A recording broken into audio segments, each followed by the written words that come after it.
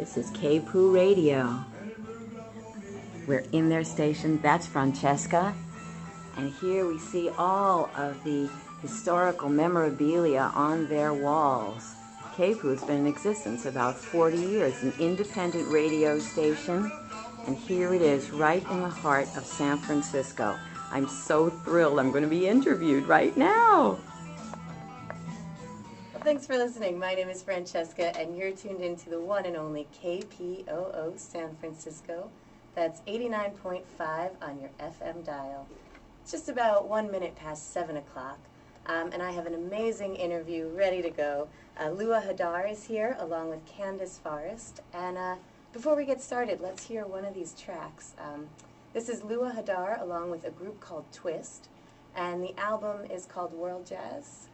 The album is called Lua Hadar with Twist. Oh, the album is called Lua Hadar with Twist. And we'll start off with track number 1, a song called Floating Where I Have Never Been. Start from the beginning. When did you become a musician?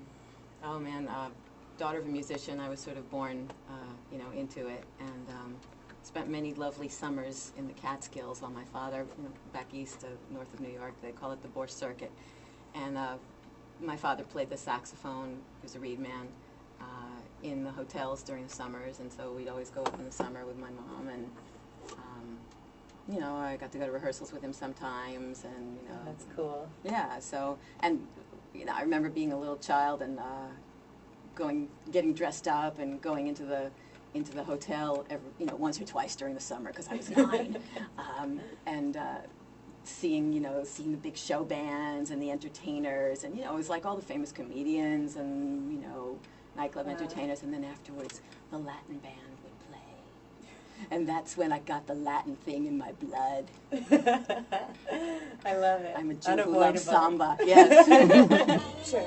KPOO. 2005, I recorded my first solo CD, my first real solo CD, not in a garage, okay? And Candace was my producer, and Jason Martineau was my music director, and we had a trio. With Dave Rokeach and John Watala. So we really enjoyed doing that. It was a very mixed style. Okay.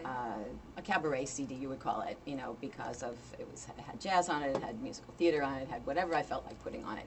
I love that. Well, what motivated it really was the fact that my family had passed away one at a time over the last several years. Oh. And so the songs were really chosen in order to kind of help me grieve and get through the process and, kind of come of age again. Yeah. Again.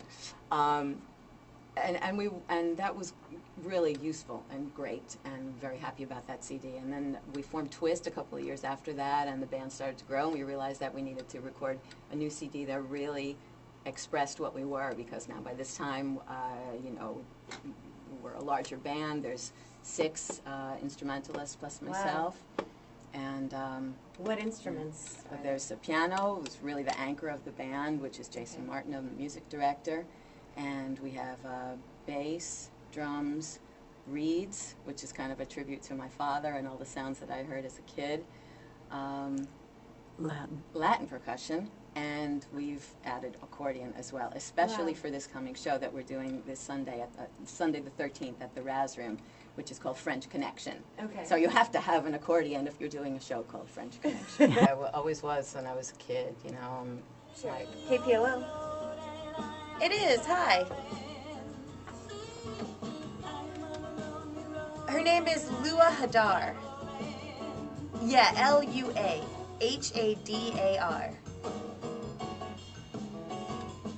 It's Lua Hadar with Twist. Yeah, so I know it is. It's going to be a really great show. Thank you.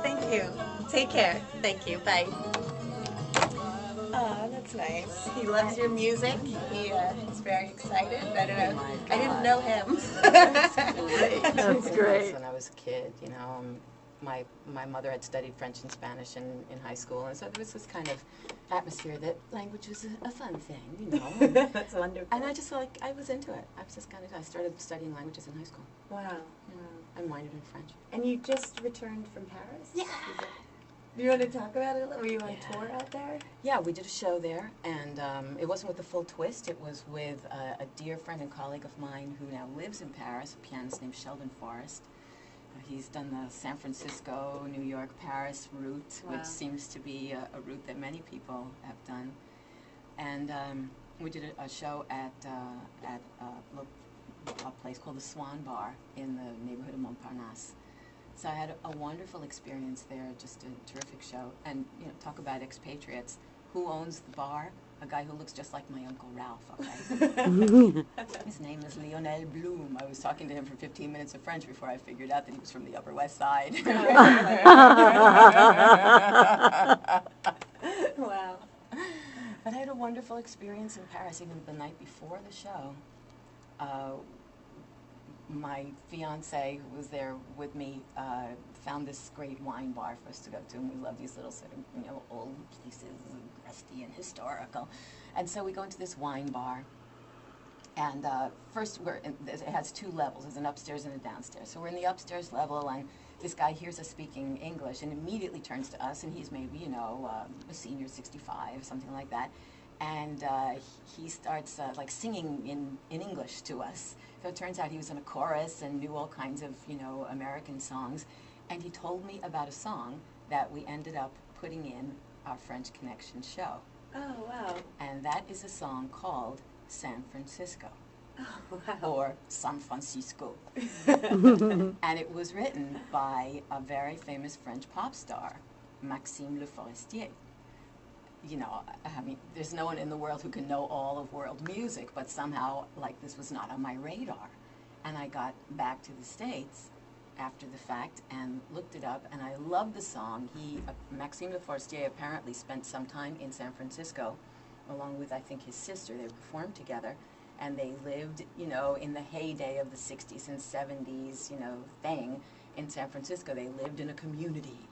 So he came, at some point he wrote this song, San Francisco, kind of, you know, as a tribute to this wonderful time in the history of San Francisco. So we're going to do it, and we're changing it from a folk tune into a funk tune, because we do that kind of thing with twist. We twist stuff. That's great. And you'll be performing that this Sunday the 13th? Yes, that's going to be in the show. Wow, Yeah. wow. So at that same location, we went down the stairs into this sort of wine cave after speaking with Jacques upstairs, who told us about Maxime Le Forestier. We went into this wine cave kind of area, and so atmospheric. I mean, like right out of a black and white French movie, okay? And I'm hearing this really interesting French gypsy music, or what was it, or something, and I went over to the DJ, and I asked him what it was, and he told me that it was a singer who was very little recorded in his life, but had sung in 17 different languages. Wow. So I thought, wow, this guy is really interested in stuff like this. I'm going to offer him my CD as a gift. And so I did. And he was very interested in it because I sing in a couple of different languages on the CD. And he put it on right away. Oh, And so, so you know, the two songs that you just played, I mean, they were playing those songs in this French place. Wow. And it had been a place where, for 3 generations, there's been music going on. The guy who is the DJ now is the 3rd generation. He is the grandson of Georges. The place is called Chez Georges. So he explained to me how many famous performers had been there through the years. Bob Dylan, and, you know, in years before his family even owned it, Emile Zola wrote in the building, and this is a historically artistic building. And so he showed me where the singers sat when they performed, and he played my music, and I was amazed. So we went out to dinner, and he said, come back after dinner. By the time we got done with dinner, it was like midnight, you know, and we were in the neighborhood, and I said, oh God, I'm so tired. But he was so sweet. Let's just go back and say goodnight and say thank you. So we get back to the club, and he's like, you're here, come back. So he takes us back in the DJ booth, and he starts pouring Calvados for us, glasses of you know, this great apple brandy, and he puts on, and by this time the club is packed. It's in the university district, and it's packed with students. And they're listening to Sous le ciel de Paris, and they're, you know, dancing back and forth with each other. And then he puts on another one of our songs later on, and they're dancing on the tables. I couldn't believe my eyes. I almost fainted. Wow. I almost fainted. Oh, that's amazing. Wow. That's wonderful. this is like, I Wow. really felt so embraced by the Parisian.